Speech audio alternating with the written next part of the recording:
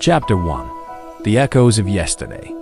Is it possible that the silent battles you fight with your partner are just reruns of your parents' old fights? We often believe we've left the past behind and built our own lives. But what if the very blueprints for our relationships were unknowingly drawn from the most painful parts of our childhoods? You feel it, don't you?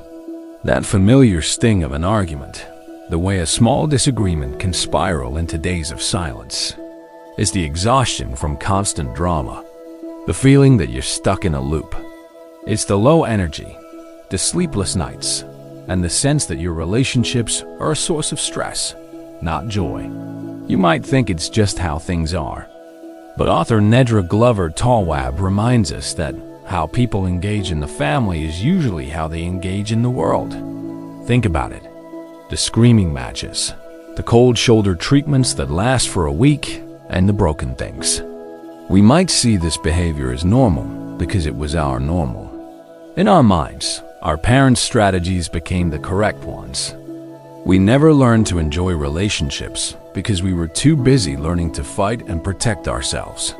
For example, Carmen grew up in a home where her father would become enraged after work, and her mother was emotionally disengaged.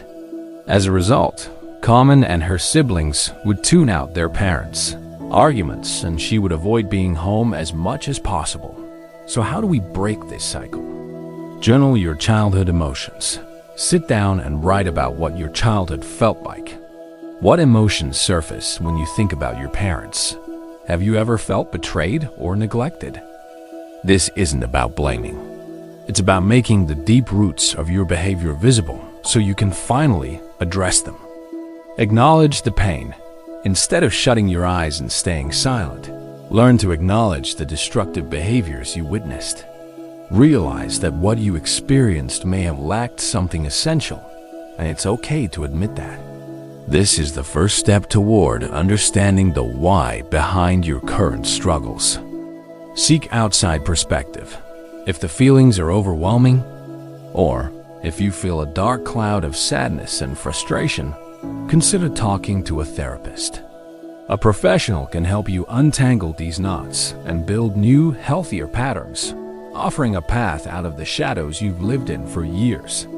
The first step to healing is to stop denying the past. Will you have the courage to pull the weed of destructive behavior out by its roots?